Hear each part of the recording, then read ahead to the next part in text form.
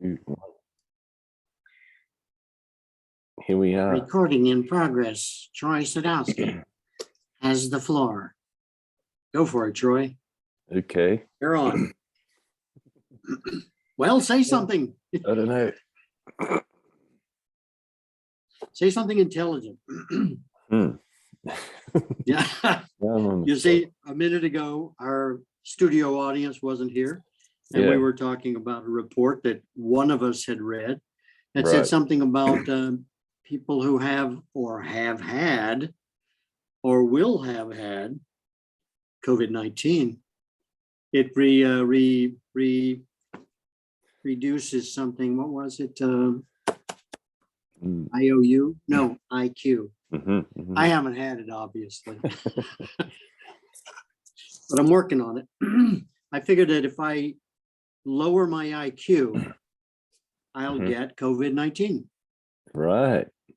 But, I really want COVID-20. Everybody's had COVID-19. Right. I mean, come on. Yeah. Yeah. I want to lead the pack. That kind of a story. Yeah. And I'm wearing my Godzilla shirt. Can't see it today. And there it is. There's part of it. That's nice. Yeah. Yeah. There he is. Yeah. And I can wear my finest Versace or whatever. Nobody says a word.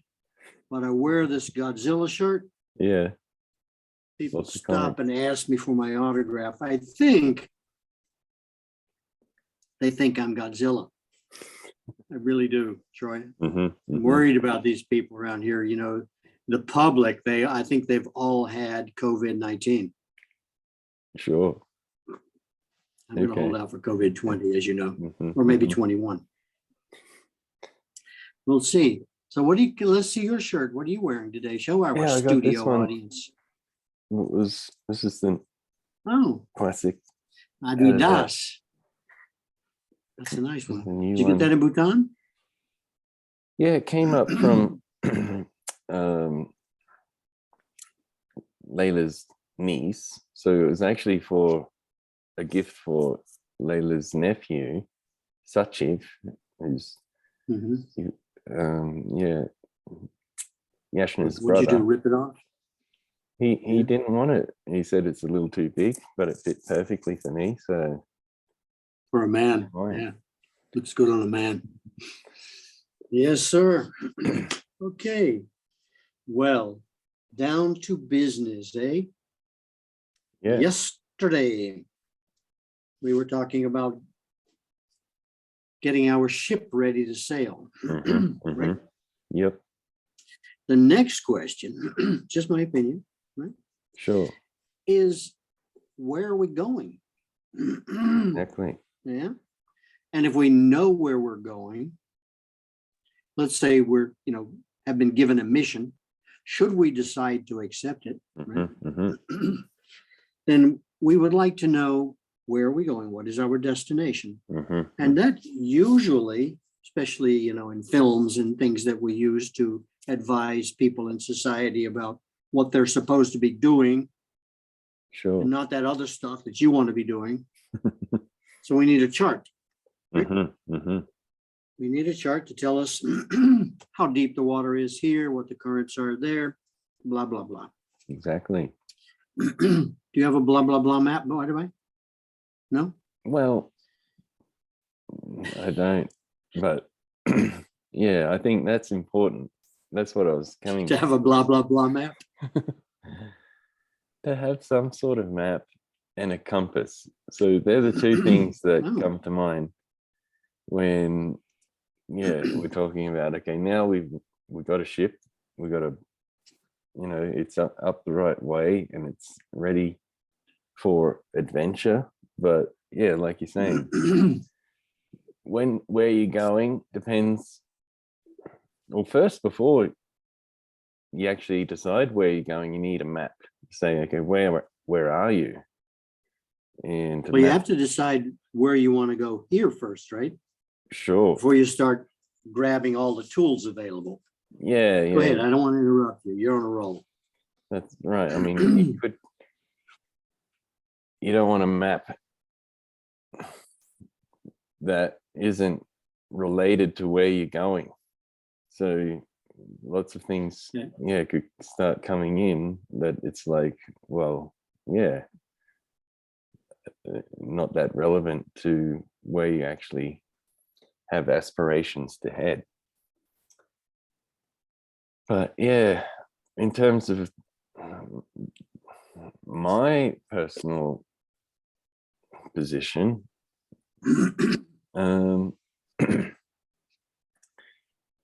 my direction, I guess, is just to, I think I've been floating a little while, like not really pushing or saying, okay, let's go this way. Although, 10 years ago. It's the drugs, Troy. Yeah. It's the drugs. COVID and everything that's happening. But yeah, like you and I, as we've been developing in this channel and everything around it, I see anyway some changes in terms of our projects come in and we go, okay, let's do it, and okay, now we've got this to focus on, this is the direction, this is what and it becomes very clear, okay, what needs to happen. But then some sort of thing, new approach comes along and it's okay, well, yeah, we learned from that, but let's see what is the next thing, and how one thing leads to another. And yeah, as a general guide, we have, well, personally, I have my values, I have my code of ethics, my modes of working, and that serves me as a compass. So whenever I'm not sure, okay, which way am I going to head, I just go back to my core values and let them kind of guide me to the next step. And that's what I think you and I have been doing. And when we come together, it's like, okay, what should we talk about today? Or how is it in line with our ultimate goal? We've got a company, Datalogical Services. Okay, what does it do? How can we take a step towards its mission and its vision today? And right now, it's about making these videos. It's about letting people be aware of who we are and what we're about. And yeah, we're on the journey.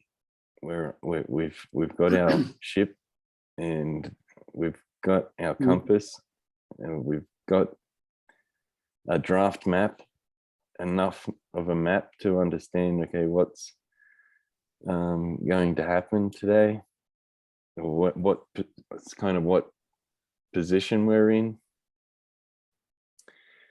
And we're going for it. What are we going for? Well, yeah, I think the mission is a little exploratory still, it's a discovery mission. What's out there? Who could use the services of Datalogical Services? And we're exploring that terrain. That's what I think. We're looking for people to support, looking for projects to build, looking for networks to make, and relationships to build that are fun and enjoyable and meaningful. May I add something? Please. As being 51% of this. Sure. Inside joke.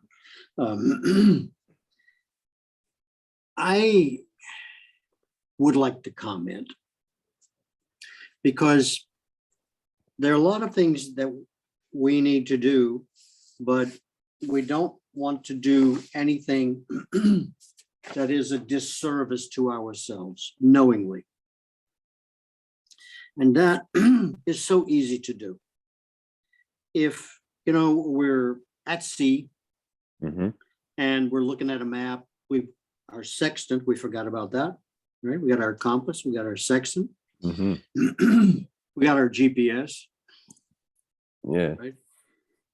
We got our transponder, which we switched off because we want to deliver oil like the Russians do, right? So you don't know where we are. Right. And in that moment, Mark Twain got his name from when they were sounding the Mississippi River.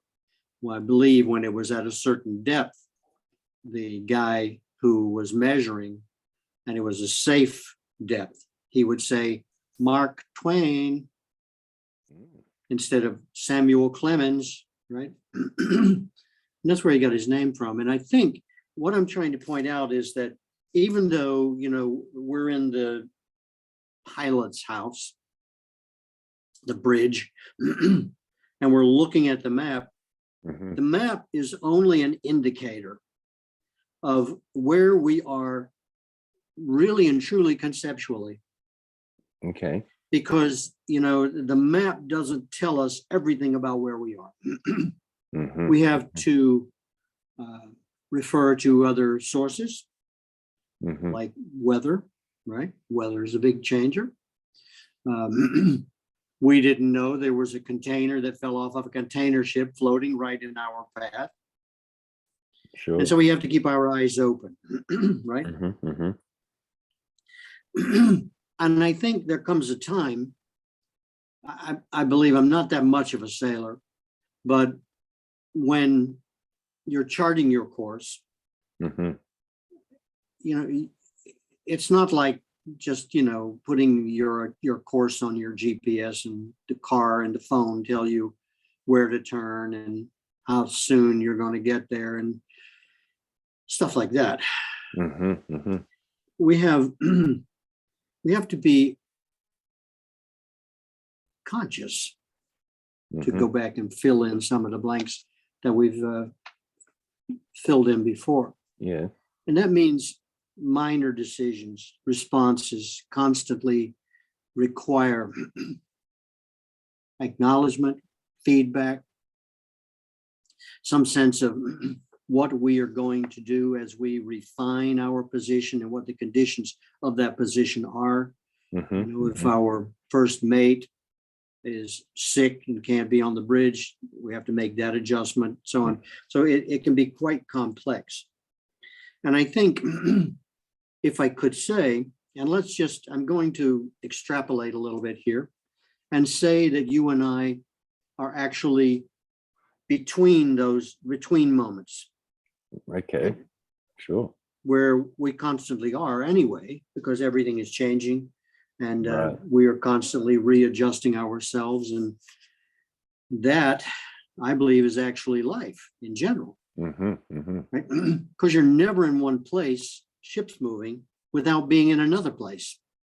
Right. So you're never in one place for very long, I might say. And I think, let's just say you and I, in recalibrating, have taken a shortcut. Okay. Maybe, we're not quite sure where it's going to go, but we kind of got an idea that if we follow our instincts, that something more interesting may happen. When the Hawaiians were sailing out of, I don't know, your neck of the woods down around Australia, they say that they actually came from Egypt. They were the priests who were exiled in Egypt, and then they hit the oceans, Polynesia, things like that, and they ended up in the Hawaiian Islands. And they did that. Their navigator was blind. And apparently they had a long string of beads that this navigator, this person who was blind, who was telling them where they were, charted the course somewhat mysteriously, but they ended up in Hawaii, which became their home. Right? Okay. It's a long story, and I've forgotten most of it. But there were obviously secrets that they didn't want other people to know about where they were going and what they were doing, like trade routes, Portugal to India. How do you get there? The Red Sea wasn't available at the time. They had to sail around the Horn to get to India. And, I think the Portuguese were one of the first ones before they entered the port.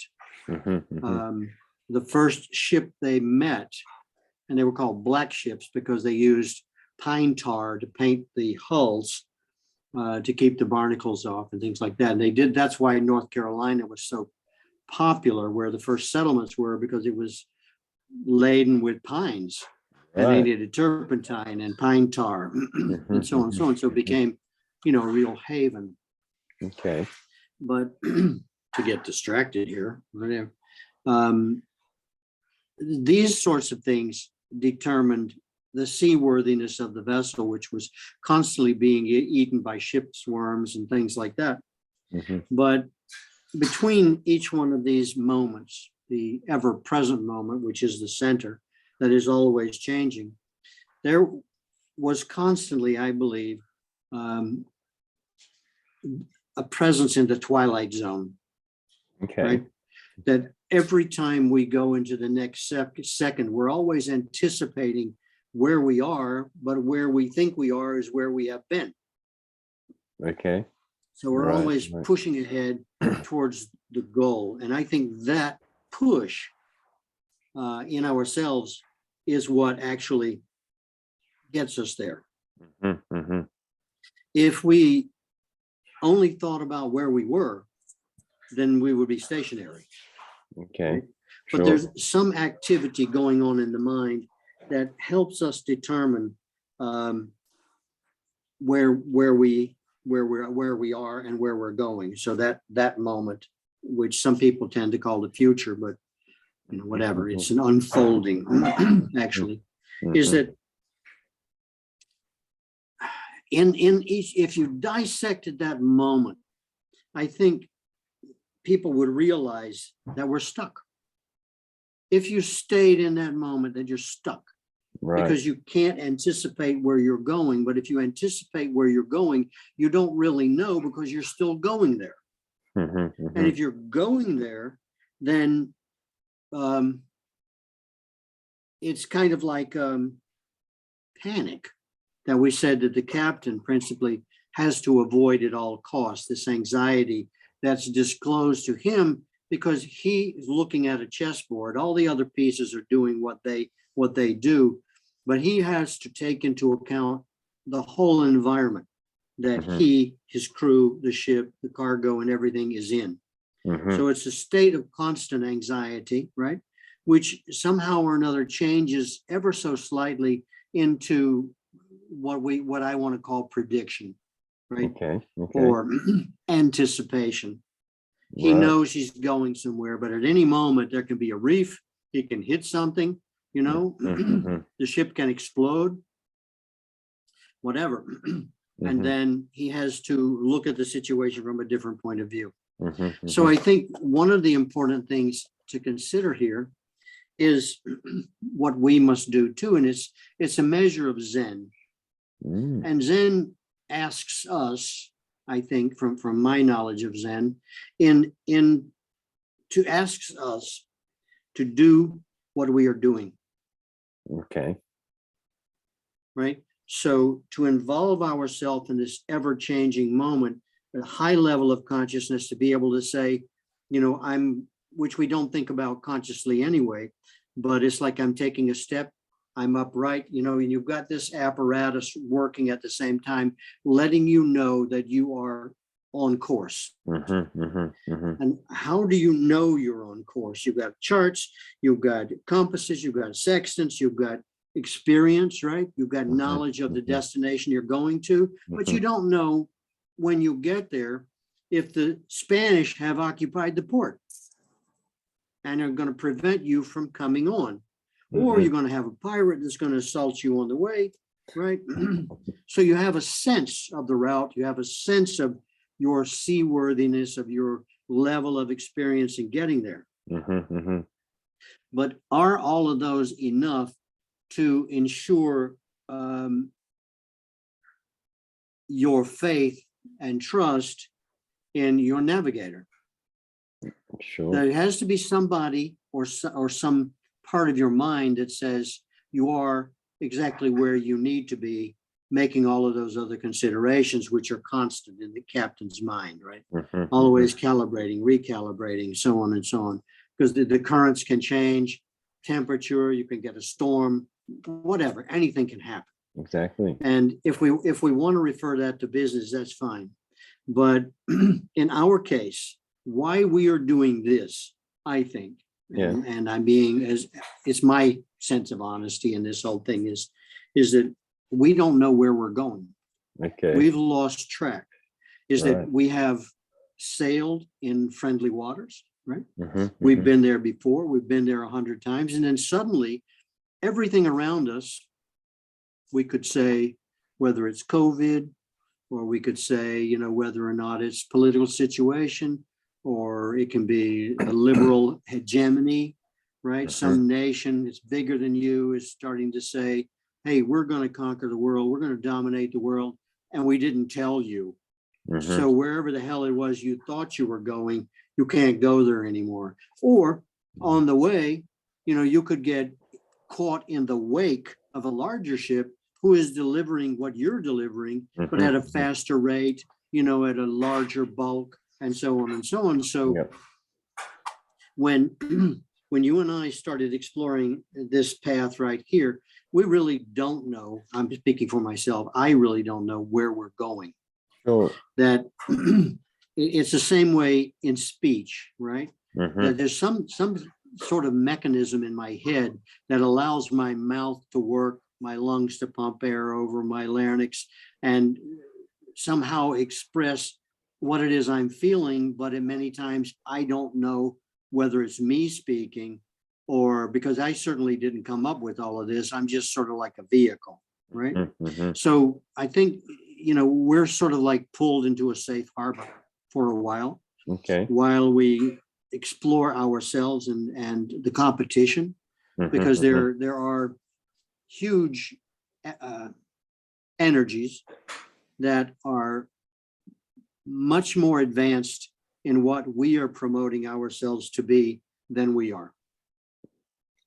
That lends me to believe in words that strike an individuality tone to us, which I would start with the word of boutique, right? Okay. Now, boutique is nothing to apologize for. My brother had a boutique firm where he did instrumentation for, Bombardier, the aircraft company, and Boeing and Airbus and all this sort of stuff, because he didn't try to eat the elephant in one bite. Okay. Right.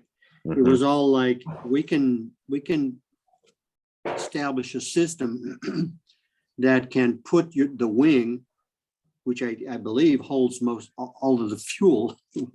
You're gassing up an airplane, right? And we can make sure that it gets put on at the right time, at the right place, lasers, whatever, all this sort of stuff. And in doing that, his work was right on the edge of everything he could possibly do to manage it. And standing outside, people would say, like yesterday, our carpenter, about putting nails on the roof. These guys already knew how to tack down shingles on a roof and without, bloodying their hands. And they had done it so much that my brother would provide a service to them, which they accumulated into a lot of other jobbers to make sure that they got the job done, so that someone else was actually captaining the project. Okay. And the smaller captain on the smaller craft was doing his job, right? Getting the nails in the right place so the hammer wouldn't, bust your thumb and distract you for an hour. but somebody had to coordinate that. So I think that's what they call a chain of command. Right. Which discourages a lot of people, because one of my favorite sayings is that before you do anything, something else has to be done first. Right. That if you needed galvanized metal, galvanized, I don't know, iron to make into a tack, you can follow that back. How does it work? Does it start with wire and then a machine? I saw this once, stamps the wire, gives the end of the nail one a cap and the other one a point, right? That's part of the process. But where did the metal come from? And the galvanizing, I believe, is an electrical process, right? And then where is it coming from? What's the cost, transportation, everything that goes into effect here. Right. And I think that, and I believe this is important, that in the process of doing what we're doing, we're always looking for doing something else, maybe something better, maybe a refinement of what it is we have been doing, that the market has progressed to a certain point where what we are doing is no longer needed. Okay. We can order what we are doing on Amazon, for instance, right? Okay. And so there are other people who would say, well, it's part of the process. And then if you want to, scale up and blah, blah, blah, then you got to do this. And we're sort of out of the picture. Okay. So, for me, if we are using an old map, and map companies, in order to establish their copyright on maps, always throw in a road that doesn't exist. Oh yeah, I heard about that. Right? Yeah, and if we take that road, right, then we don't exist either, because we're sort of like off the map. Right. So these constant calibrations are going on, right? You can buy these nails, let's say they're from China, and every time you try to hammer them, the cap comes off, or the nail bends, or something like that, and you've made a bad choice. Yeah. And I think, at least from my perspective, and I'd love to have your comment on this as well, is that if we're not honest with ourselves to the point of being able to admit that in an open forum, what we're doing now, and to say we've lost our way. Okay. It's not embarrassing, because I think everybody does. Right. It's a recalibration. We gave it a stab. We can't find the right company. We've got sanctions. I'm in the wrong country. The people in the country that you're in are not sophisticated enough to appreciate your talents. And so, they're sort of like abandoning ship in a dinghy that's full of holes. And it's like, okay, I wish you well, you're going to do whatever you're going to do. And I guess sinking is part of the job. Right. Which is always better for somebody else than it is for us, because we like to think, that we know more than anybody else. But I don't think that should be the case. I think the case is, at least from my point of view, more aligned with analysis. Okay. It's the gathering of information. It's the utilization, updating, rebooting, whatever you have to do, whatever language you want to use, in order to assure that with us, many of the talents that we have can be replicated by others.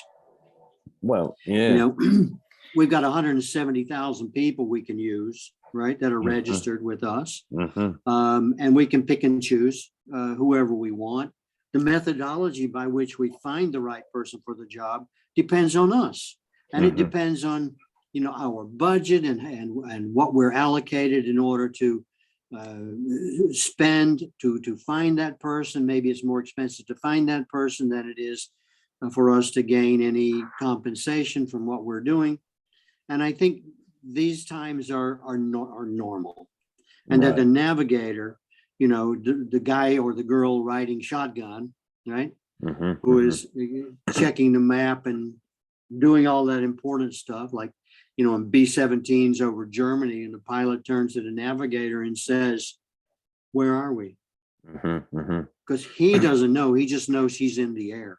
He's flying a plane, right? And there are people that are going to protect the plane from assault, and somebody's going to say, well, we're off target or whatever. And when you're a small group of people like you and I, who manage a huge number of resources, talents, people, experience, and so on, I think as if we, just for discussion purposes, consider ourselves to be a boutique, right? How do we manage that? And I'm going to speak forever, so I'm going to stop and give you a chance to add your understanding, if there is any, of what it is I'm talking about. No, I think you're absolutely right. I think this whole process is a process for us to actually apply the things that we've been talking about, from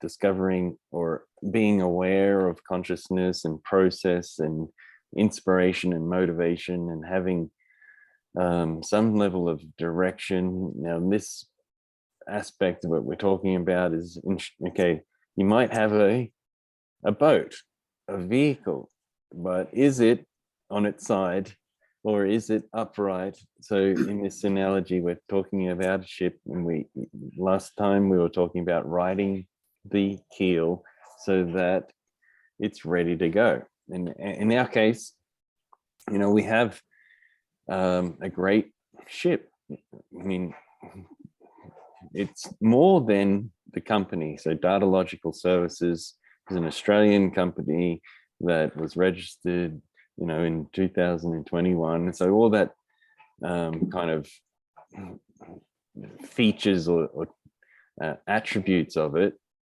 is there, but it's more than its attributes. Actually, it's you and me. It's Danny Teal and Troy Sadowski. And that is part of the map. So yeah, we can say, okay, where we are, we're two people, and we have all these skills, experiences, and inspirations, and motivations and desires. And I think, we have something that's so unique, and there is no other Danny Teal and Troy Sadowski. That's what we're offering in terms of a unique service, a perspective, an opportunity to have an open discourse about this exact thing. Where are you? What are you doing? What's your ship look like? Okay, where do you want to go? And for us, it's you're saying as well, is we're discovering the waters, we're discovering our kind of what our direction might want to be. But I think, with this YouTube series, and establishing the company, us coming together and talking about it and presenting ourselves on YouTube, is us sailing around. We're just kind of exploring the waters and seeing, okay, oh yeah, look at that, there's a ship over there. In some cases we take ours up to the side and say, hey, how's it going? But in other cases, we'll just keep sailing and let them say, hey, did you see that? There's two guys on that ship and what they're doing. That sounds interesting. Let's go see. And this is what I think we're moving towards, is we don't have to sail our ships up to the others, or start docking it on the wharfs and hopping off and doing the promotion. This is our promotion. This is our to keep using the word, I guess, the exploratory discovery of who wants what we have. And what we have is a mixture of your skills and talents and interests with mine, And yeah, they come from two different worlds, but yeah, it's the combination of that that makes it unique, and nobody else has it. And you know, it's branding, marketing, identity, promotion, introduction, directing. It's, yeah, business plays, and from my side, it's about technology. It's about application. It's yeah, data science, ensuring that we have and are utilizing the latest available technologies, available data in what it is we're doing. And that's what we're doing right now. We're using your kind of skills and branding and storytelling to say, hey, we're out on a ship and we're sailing around, and using all those analogies that, you know, is inspiring to me, but it's not something I naturally think about. I'm thinking about, okay, what are the measurements? What do we have to, first of all, what do we have to measure in, you know, finances is there. Okay, where do we want to get to in by the end of 2022, and where do we want to get to in 10 years? So all of that I can see and put into perspective as data, and okay, this is where we are. But it, that alone is what you were saying. That's, if you want that, you know, just go to amazon.com and say, okay, I want this to be done. Okay, I want a business plan. I want to see the goals, the vision, and that's all done. And I wouldn't be able to be a player in that because, you know, like you're saying, I'm just one guy. But it's the combination of you and me that makes it more than what's there, and more interesting, and unique. Nobody has what we have. Yeah, it's like the old saying that the combination is greater than the sum of its parts. Exactly. Or something like that, right? Exactly. It's you know, in a lot of ways, let's not discount stories, because we're great at storytelling. Which now, you know, I see on LinkedIn looking for a director of storytelling. It's like when people are waking up, it's like, that's interesting, right? And I think of the story of the Count of Monte Cristo when I'm thinking about things like we're talking about right now, where the guy actually is thrown into prison, right? Okay. He's yeah, and he's in a cell next to some old timer okay, who's been digging into the next cell for God knows how long. Right. And then they meet, and this guy is telling him about the treasure that he's buried on this island, and that he wants him to have it, but he's in prison, he can't get out. Right. So when the old man dies, you know, he takes his place in the canvas with the cannonballs, and he's thrown over the cliff, and he manages to escape while they're discovering that you know, he escaped, and the old man is actually still in the cot, you know, with the blanket pulled up over his head, thinking that it's the Count.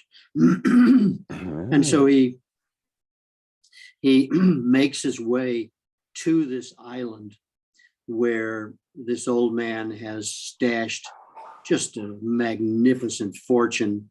And the story doesn't explore whether or not the Count has what it takes to know what to do with the money or the commodities, you know, diamonds, pearls, whatever it is that at that time was worth so much. But to push the story along, he's made all the right choices, right?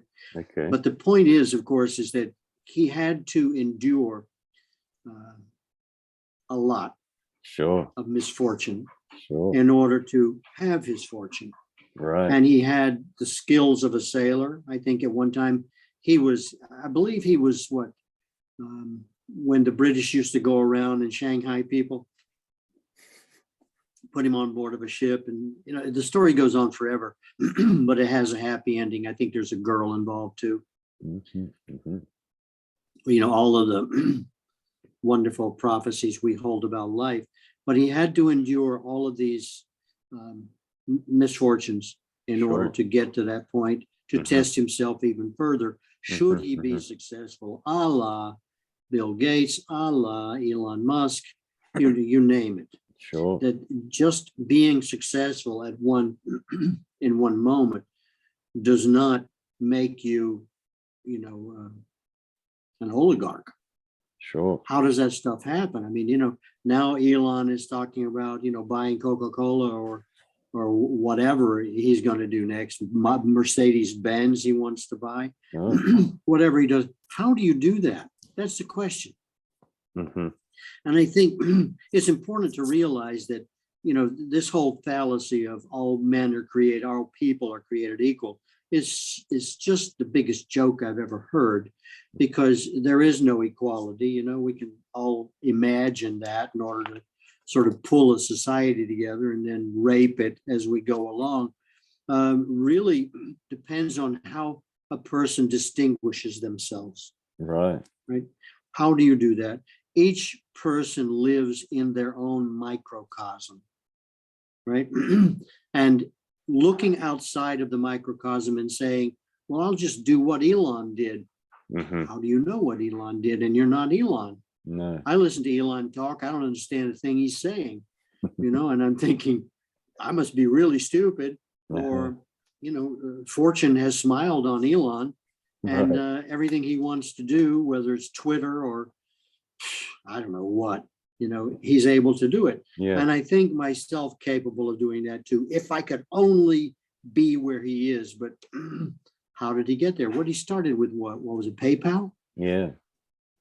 So it's a long string of adventures. And I think when he sold PayPal, he did not have the money to take the next step.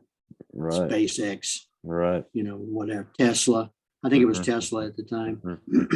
And now he's, I think overnight, he bought Twitter for, what was it? How much? $44 billion or something? Yeah. And then the next day he said, I have $7 billion worth of investors. And it's like something so simple. It has to be extremely simple while everybody else is mired in details. Right. And I think that for us, this whole process of at least keeping our head above water is part of that process. A friend of mine in Latvia said to me, his grandfather told him, he said, Pavel, which means Paul.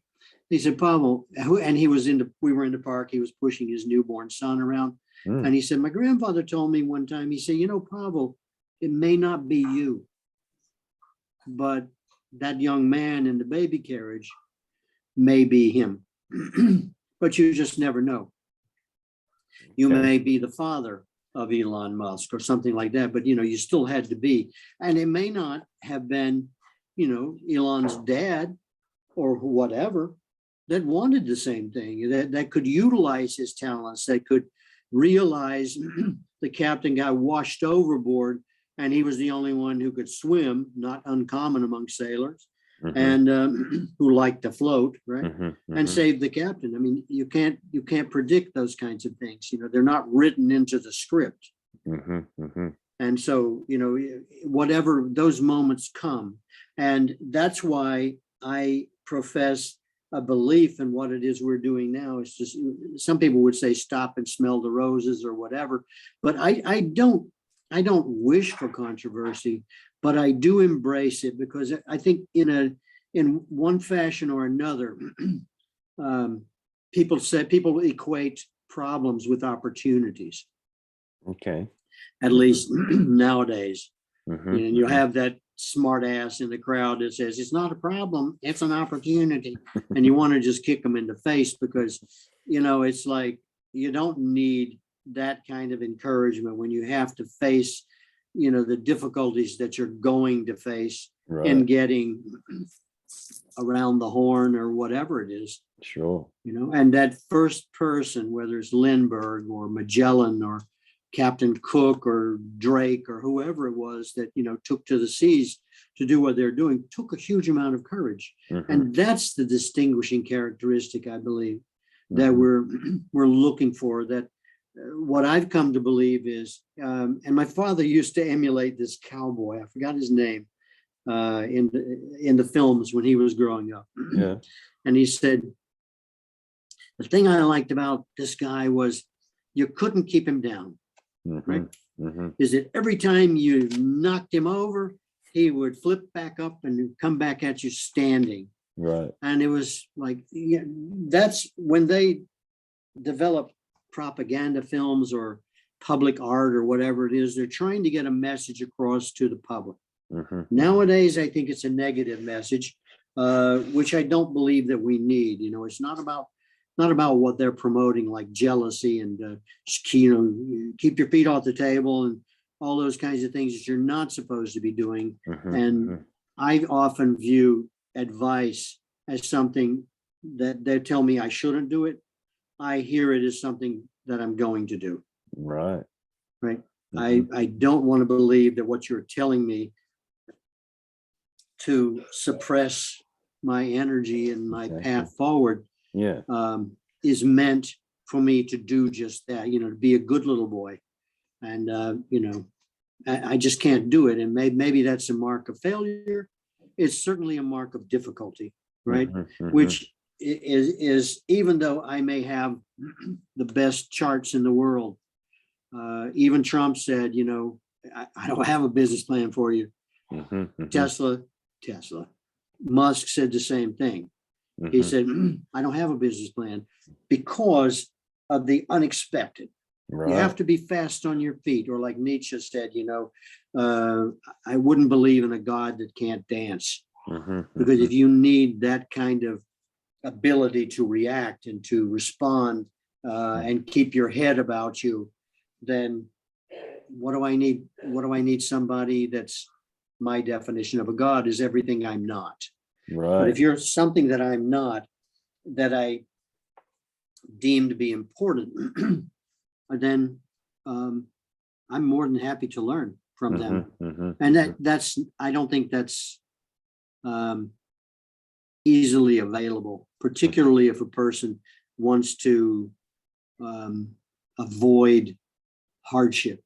Right. I think maybe it was Nietzsche again that principally said that, a danger, if you're like something like, if a life is not dangerous, it's not worth living. Right. Something within that context, right? Yes. And I think that those are preserved for the people to see for themselves whether or not they have the capacity to, I don't like this word, to succeed at whatever it was they set out to do, which of course is like the horse in, Oz. It's a horse of a different color. Okay. Right. Every time you see it turn blue, it's yellow. Yeah, I think the aspects of that we've touched on before around free will and courage. So we may have, I mean, at this deepest level, you can get a sense of free will, that there is the opportunity to go do whatever you want. Of course, you need to pay the consequences or whatever the reaction is of whatever you do, that you need to remain accountable for that. And this is where the courage comes in, to say, how courageous are we going to be, and what new realms are we going to explore? And I think what we're talking about, it's still in that space. It's new. It's a different perspective. It's this mixture of individual desires and business goals.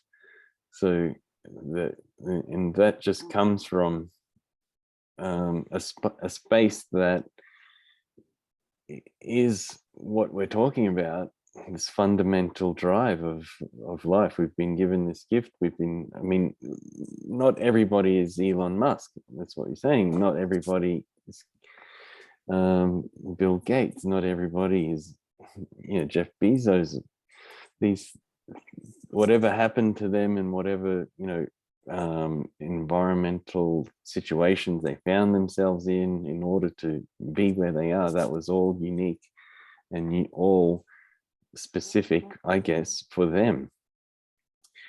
So of course, yeah, now we have you and me, or first of all, I have myself, and what am I going to do with that life? What am I going to do? What plan, what direction? Now that I have a ship, I have a map, I have a compass, which way do I want to go? And that's what I'm saying now. I see it really beneficial to, or just explore data logical services. Okay, what now? It's not just me, it's Troy Sadowski and Danny Teal. And that's the exploratory and discovery phase of, okay, what does that mean now? And we're out there sailing the waters through this YouTube channel and seeing what's available to be discovered. I think, Troy, that we are doing this and that you mentioned, which I believe exhibits a very simple principle that has the greatest benefit, the greatest reward. Okay. And that is to follow the path of least resistance. Right. Yeah. Right. I think, at least for me, that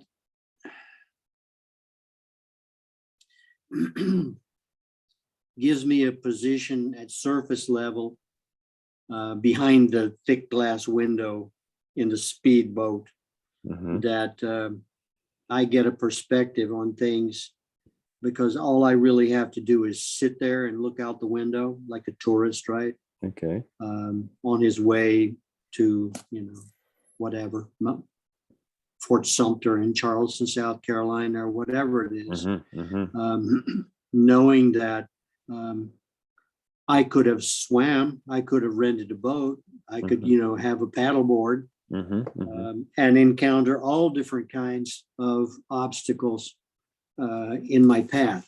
Or I could just spend, I think it's like $20 to get out there and walk around this man-made island that was positioned so none of the shore guns could actually hit it.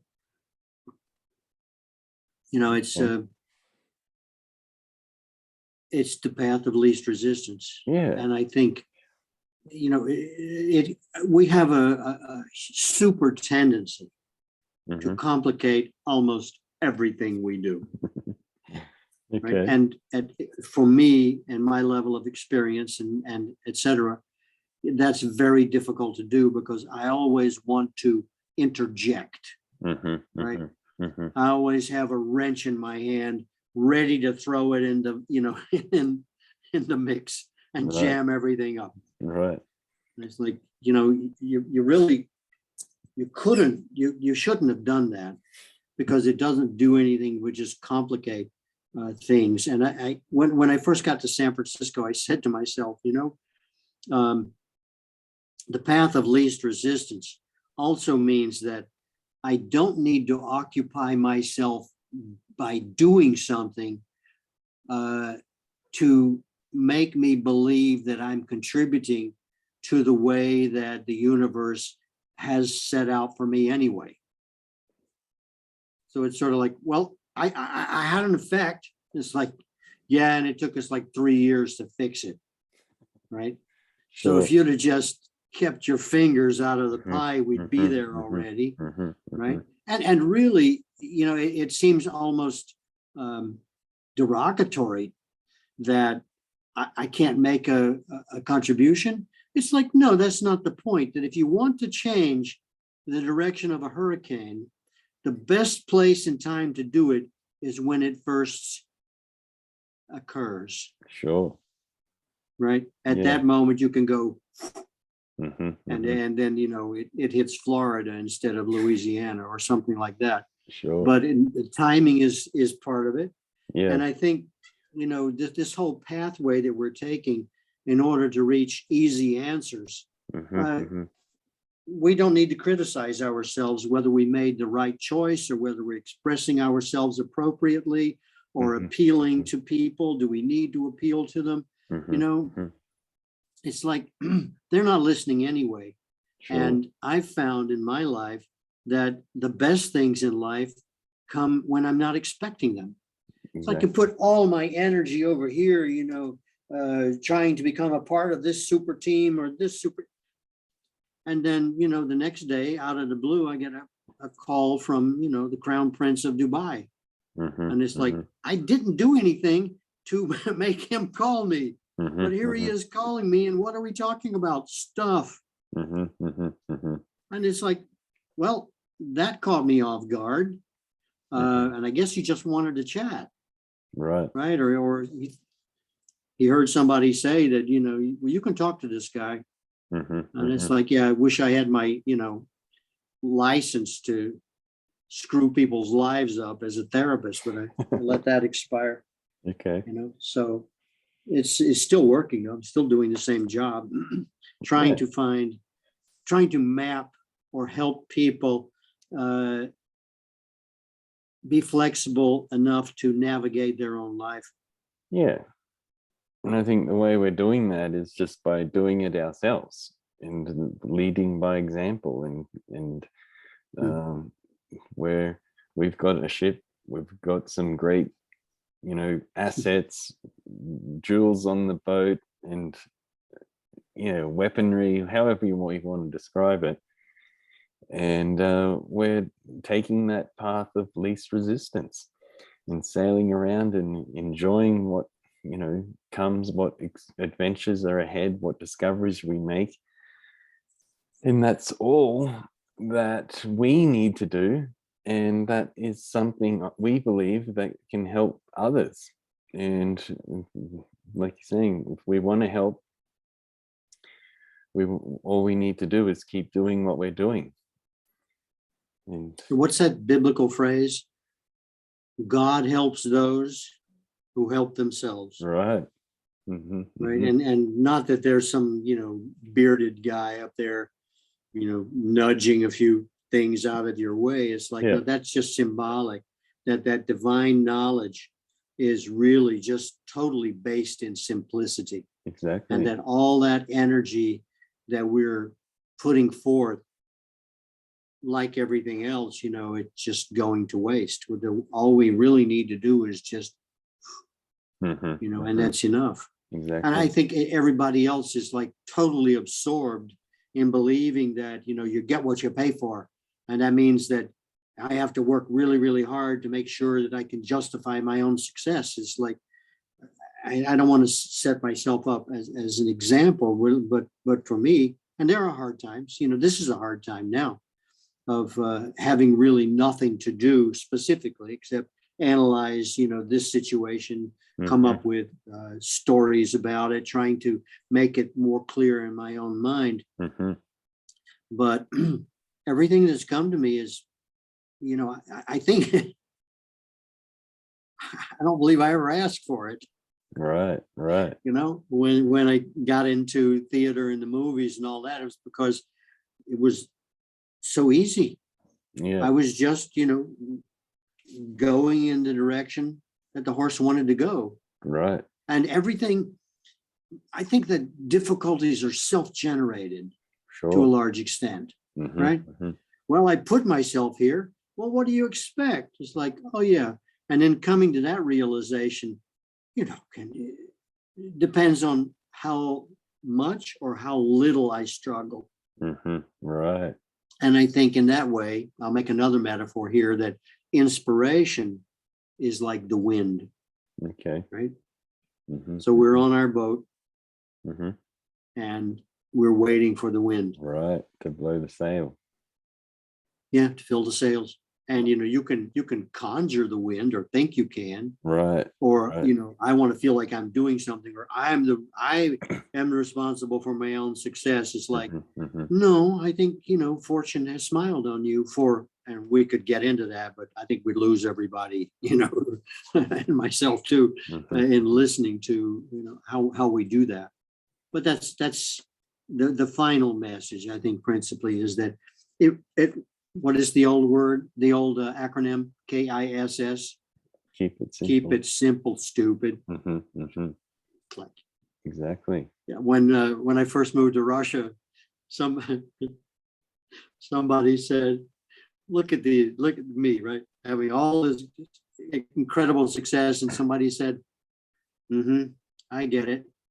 Happy idiots. Sure.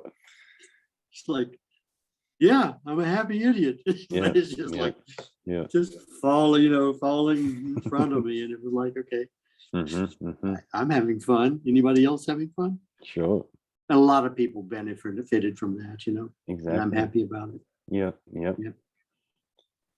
Happy to play the wind. Right. Exactly. It's much easier than trying to fight or go against it.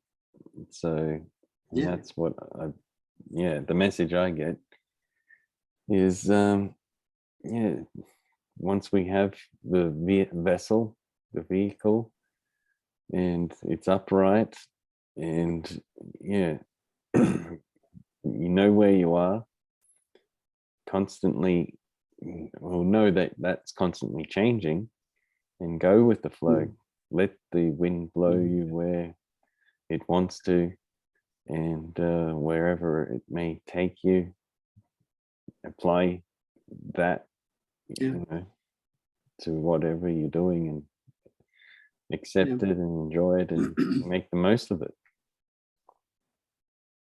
without feeling guilty. I think that if people respond to that with a feeling of guilt, well, they've just diagnosed part of the resistance they experience in their life by calling it something. It's like, you can look at it as something bad, or you can look at it as something good. Exactly. It's up to you. Exactly. Because nothing is born good or bad until we make it so. Exactly. So I think we have blue ocean ahead. Yeah. Sure. Okay, Troy, I think tomorrow. Yeah.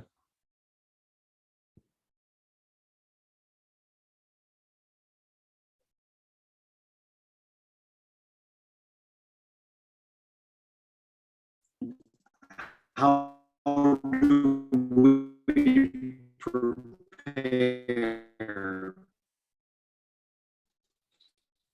for that? And how do